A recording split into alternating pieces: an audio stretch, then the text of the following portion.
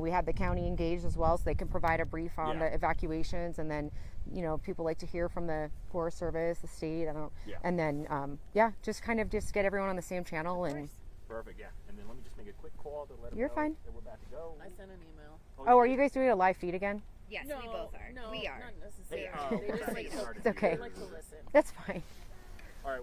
Perfect. We are good to go. But you guys are live on your We are website? live with audio, Okay. so we'll be good. Gotcha. Yep. Can you see both of us? Oh, sorry, I Yes, need we to scoot can. over. Yes, we got you both. Yep. Okay. Perfect. Perfect. And stand by. We are rolling. Yep. Excellent. Once again, would you mind introducing yourself? Sure, Tiffany Davila, and I'm one of the public information officers with Southwest Area Incident Management Team, Team 3. Excellent. And let's just talk about kind of the latest information with this fire in regards to acreage, containment, everything like that, the latest information on this fire. Sure, so the fire is still sitting at about 9,500 acres, 0% containment. And again, we want to stress the fact that this is a challenging fire for our resources. Wind driven, there's a lot of dead and down in the burn scar, the wall of fire burn scar that the fire basically burned into the burn scar and kind of pushed through because of a lot of the regrowth in that area. It's burning through that, it's burning through the dead and down. It's driven by the wind, the fuel component in this area, and of course the terrain. So it's really been a challenge across the board. So it may take some time to get containment on the map, and so we ask for the public's patience with that. The firefighters are working 24/7. We have a night shift engaged. We had a night shift the past couple of days since this fire started. So they're actively working with suppression efforts. But again, it's going to be a little bit of a challenge. One, with the weather, the red flag warnings we had over the last couple of days, and then of course all of the components with the fire as well, the terrain, the fuel, and the topography. Do we have an updated number of how many personnel are currently working on the fire? We have about over 400. And that's in the form of hot shot and hand crews, engines, water tenders. We have heavy equipment, some dozers assigned to the fire as well. And then also we have a mutual aid system here. We have a lot of resources from across the state that are really working mutual aid to support the local fire departments with their medical 911 calls. So while your fire departments are actively engaged on the fire line, we've got resources from across the state that are working here in the communities answering those 911 calls. One of the questions that we had, just for clarification and maybe to explain to people, was why the aerial attacks weren't happening throughout the day, why they weren't starting at the very beginning of the day, and I think that that's an important thing to clarify for people why they're not able to do that. Can you do that for us? Yeah, absolutely. We couldn't fly. It was way too windy the first day. Our lead planes act as the eyes for our heavy aircraft, and they're the ones that really make the call. It's too dangerous. So we launched large air tankers the day this fire started, but because the fire saw 65-mile-per-hour wind gusts, it was unsafe for these aircraft to fly. They fly too low to the ground. It is dangerous if we're flying in that type of wind. So unfortunately, over the last couple of days, we weren't able to fly heavy aircraft. We were able to launch some water scoopers yesterday. Today is the day we really took advantage of the weather. We took advantage of that decrease in wind, and we had heavy aircraft working today. We had multiple large air tankers working today. We had scoopers working, and we had about 5 helicopters working. So our first priority on this fire is the safety of our firefighters and the public. And unfortunately, we tried as best as we could that day one to get that aircraft launch, and it was just unsafe to put those planes in the air. If you wouldn't mind talking about, and this was a little bit discussed at the meeting, the direction this fire is going, and clarify, or correct me if I'm saying anything wrong. They were talking about this fire is really, the direction that it's moving is northeast towards town. They said west side is pretty standstill, a little bit on the south, but mostly northeast. Is that correct? Can you just tell us the direction this fire is really moving towards? So that was accurate. It's moving to the northeast and the east in some areas. That's kind of where the fire expanded yesterday, because we did have high winds again yesterday. So the fire did push out to the east yesterday, but it really is moving to the northeast, again driven by the wind and the terrain. But we had a lot of resources working on that northeast and east flank. That's really where the majority of our aircraft worked today. They also worked on the south side. Some of the fire got caught up in a canyon near the Little Colorado River area. It pushed through some heavy fuel, and that's why we saw that thick smoke this afternoon, is that's where that fire was burning through that dense fuel. So we had helicopters working that area today. So we did see today that it looked like FEMA was going to be getting involved there were some legislators from the state who had really been voicing that you guys need help out here. We don't want to make you, speak to that or speak to any legislation, but what is the resources that you are hoping to get to continue this firefight the way it needs to be? So I'm not sure about the FEMA aspect. I can touch on that briefly. So the state asked FEMA for a fire management assistance grant. We were approved.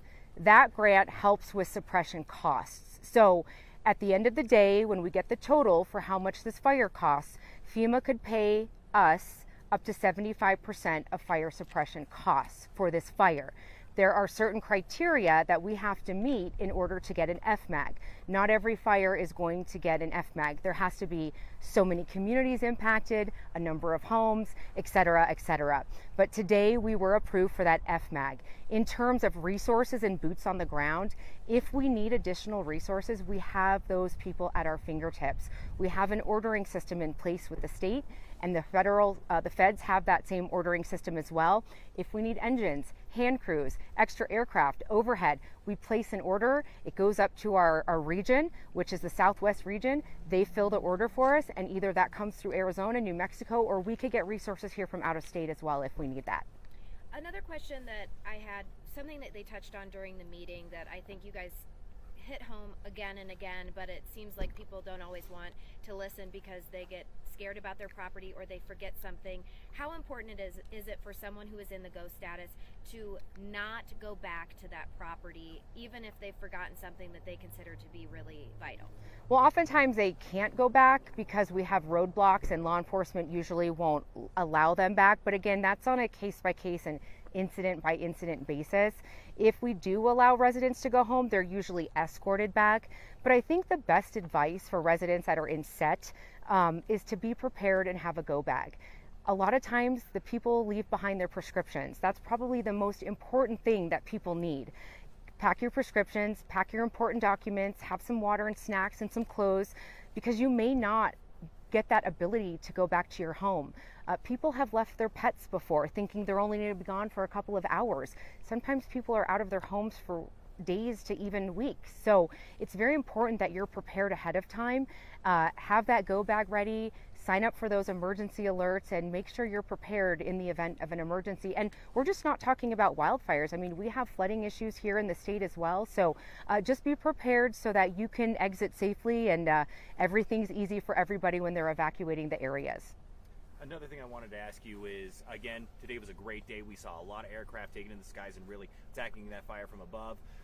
What is it looking like going into tonight, into tomorrow? Are we expecting the winds to kind of pick up? Or is this really going to just be our time frame of the winds are died down, we can use this aircraft, we got to use these aircrafts before these winds get back? Tell us the process heading into tonight and tomorrow.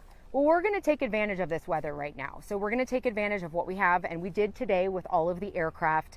Moving forward, again, we have a night shift working overnight. The overnight humidity levels are going to increase, and that's really going to help moderate the fire activity. So that's really when we're able to get in there and establish and dig our heels in with containment line, because the activity has decreased. So they have a better opportunity to get more hand line in and more dozer line as well.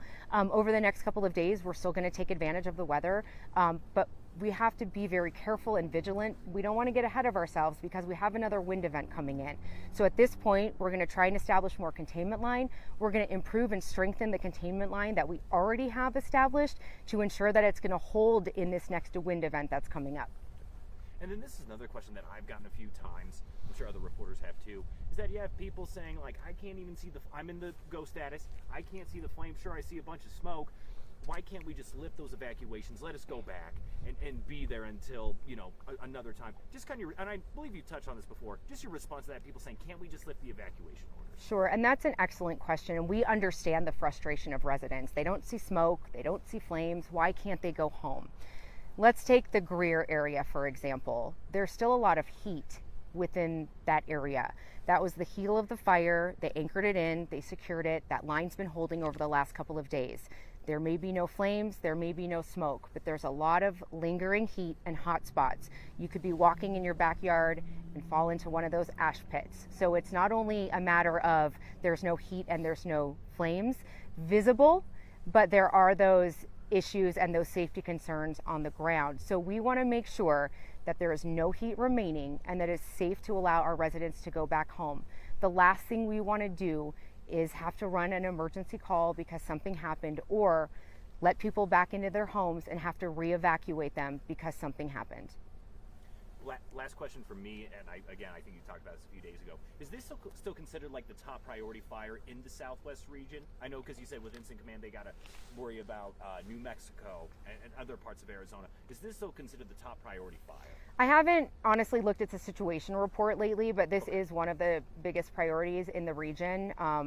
Again, because of the communities impacted, the amount of structures affected and impacted as well, and the people that are evacuated. So we were able, again, we have that aircraft at our availability, at our hands. We've got the LATs here in the state. We have a VLAT in the state. So yeah, this is a priority fire for the state and the region as well.